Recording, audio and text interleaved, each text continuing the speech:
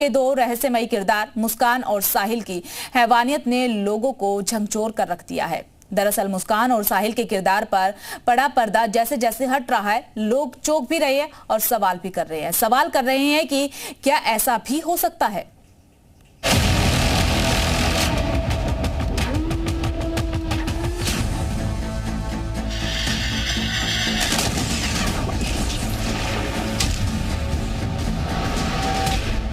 जिस घर पर आज ताला लटका है, चारों तरफ मरघट सा सन्नाटा पसरा है, उसी घर में रिश्तों के टुकड़े टुकड़े कर दिए और हत्या के लिए इस्तेमाल किया शब्द वध। सदी की सबसे बड़ी हेट स्टोरी में फरेब, धोखे और ब्लैक मैजिक के हैरान करने वाले किस्से हैं। पुलिस तो मामले की पड़ताल में जुटी ही है। पड़ोसी और स्थानीय दुकानदार भी हैरान करने वाली बातें बता रहे हैं।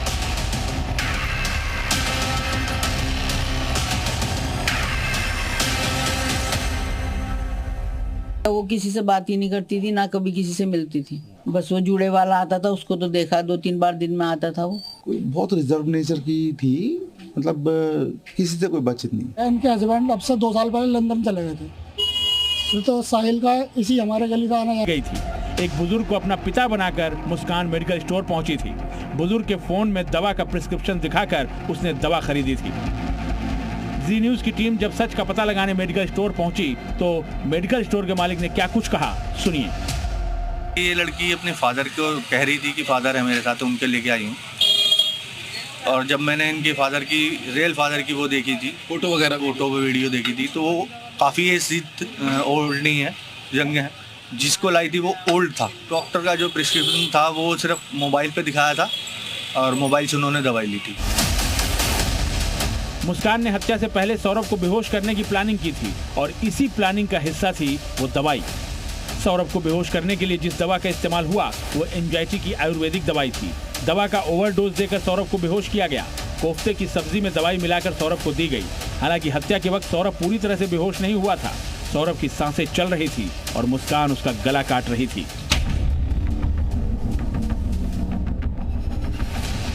हत्या के बाद मुस्कान साहिल के साथ हनीमून पर निकल गई, जहां वो मनाली में बर्फ की वादियों में मौज मस्ती करती नजर आई थी। उसकी तस्वीरें भी सामने आई हैं। लिहाजा जांच का दायरा मेरठ से निकलकर हिमाचल भी जा रहा है। जी मीडिया की टीम शिमला के उस होटल में भी पहुंची जहां दोनों करीब 6 दिनों तक रुके थे। हमने उन दुकानदारों से भी बात की जहां दोनों मोमोज और चाइनीज खाया करते थे।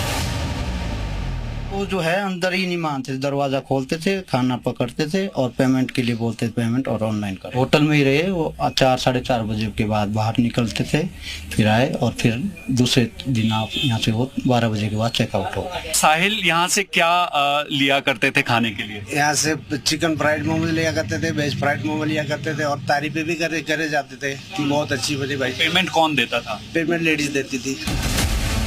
सौरभ हर महीने खर्च के लिए मुस्कान को कभी 50,000 तो कभी 25,000 रुपए भेजता था। खुलासा हुआ है कि साहिल उन पैसों को क्रिकेट मैच के सट्टे में लगाया करता था। बीते साल T20 वर्ल्ड कप और चैंपियंस ट्रॉफी में भी उसने सट्टा लगाया था। साहिल कई सालों से IPL मैचों पर सट्टा लगा रहा था। इस बार के IPL मैच में भी वो सट्टा लगाने की तैयारी में था। मुस्कान और साहिल आज भले ही जेल में हैं, लेकिन उनकी करतूतें एक एक कर दुनिया के सामने आ रही हैं। सूत्रों की माने तो मुस्कान और साहिल नशे के आदी हैं। जेल जाने के बाद से ही नशे की तड़प दोनों को परेशान कर रही है। जेल सूत्रों के मुताबिक दोनों ने जेल में भी नशे की डिमांड की है। दोनों को जेल के अंदर बने नशा मुक्ति केंद्र की निगरानी में रखा गया है। उनको नशे की आदत है तो हमारे यहाँ नशा उन्मूलन केंद्र चलता है, उसको हम उसके माध्यम से दवाई दिलवा रहे हैं। एंटी विड्रॉल सिम्टम्स थे, 1-2 दिन दिक्कत हुई, डॉक्टर्स ने चेक किया, उनके आवश्यकता के अनुसार एंटी विड्रॉल जो सिम्टम्स थे उनकी दवाई दी गई। अब प्रक्रिया और नींद दोनों सामान्य रूप से आ गई हैं। सौरभ का जिस बेरहमी के साथ कत्ल हुआ उससे अंदाजा लगाया जा रहा है कि इसमें नशे का भी कहीं न कहीं इन्वॉल्वमेंट जरूर है। हैरान करने वाली बात यह है कि पकड़े जाने के बाद दोनों जेल में भी साथ रहने की जिद पर अड़े हैं। साहिल और मुस्कान दोनों एक दूसरे से मिलने की जिद करते हैं। 18 मार्च को जब उनकी ब्रह्मपुरी थाने में गिरफ्तारी हुई थी, उस दौरान भी दोनों ने एक दूसरे को साथ रखने के लिए कहा था।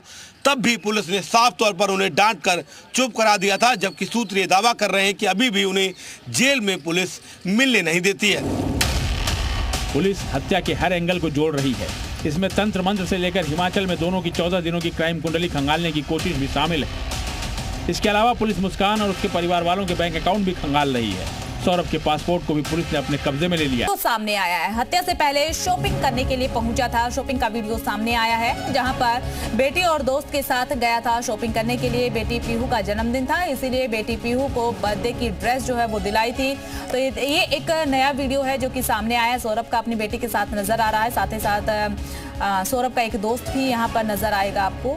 दरअसल लंदन से वापस आने की वजह ही यही थी सौरभ की कि उसकी बेटी पीहू का जन्मदिन है और वो अपनी बेटी पीहू से बहुत ज़्यादा प्यार करता था। ये बात जो है सौरभ के दोस्त की तरफ से भी बताई गई थी कि पीहू के बिना रहना सौरभ के लिए थोड़ा मुश्किल था और लंदन से वो सिर्फ और सिर्फ पीहू का जन्मदिन मनाने के लिए अपने परिवार के साथ थोड़ा समय बिताने के लिए यहाँ पर आया था। और ये तस्वीरें आप देखिए, ये उस दिन की तस्वीरें जब सौरभ अपनी बेटी और अपने दोस्त के साथ शॉपिंग करने के लिए गया था और यहाँ पर अपने पीहू को, अपनी बेटी पीहू को बर्थडे की ड्रेस जो है वो दिलवाई थी।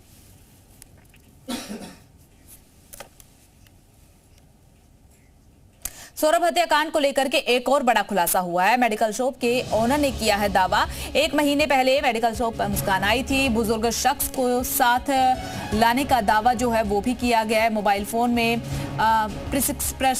वो दिखाई दवाइयां और उसके बाद जो है मुस्कान ने वो दवाइयां ली है। अब ये भी कहा जा रहा है कि मुस्कान ने बुजुर्ग शख्स को अपना पिता बताया था, जिसके बाद मुस्कान ने वो दवाइयां जो है वहां से खरीदी थी। बुजुर्ग और पिता की शक्ल में काफी ज्यादा अंतर जो है वो नजर आ रहा है। मेडिकल स्टोर के मालिक ने ये जानकारी जो है वो साझा की है।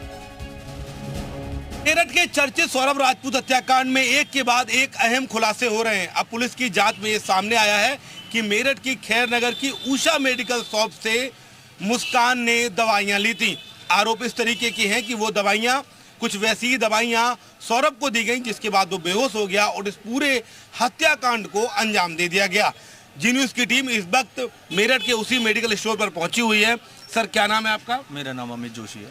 अमित जी, पुलिस की जांच में धीरे धीरे बातें सब सामने आ रही हैं। आपने सुना ही होगा, इतना बड़ा कांड हो गया आपके यहाँ। उसने बताया मुस्कान ने की दवाइयाँ ली थी। कब की घटना है और क्या घटना है, थोड़ा सा जानकारी? भैया, इस बारे में कुछ नहीं कह सकते क्योंकि काफ़ी पुरानी बात हो चुकी है। डेली बेस में हमारे पता नहीं कितने कस्टमर आते हैं। ये पर्टिकुलर चेहरा पहचानना बड़ा मुश्किल है।